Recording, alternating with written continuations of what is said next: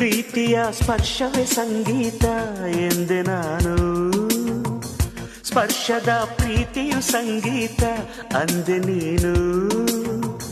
ಕಂಪಿಸೋ ಅಮೃತ ಬಳ್ಳಿ ಇದೆ ನಿನ್ನ ಈ ಕಣ್ಣಲ್ಲಿ, ಕಂಪಿಸೋ ಅಮೃತ ಶಿಲೆಗಳಿವೆ ನಿನ್ನ ಕಣಕಣದಲ್ಲಿ.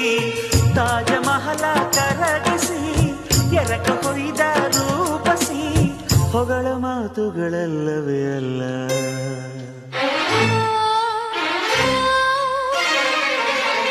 ನಿನ್ನ ವಿನಃ ಏನಿಲ್ಲ,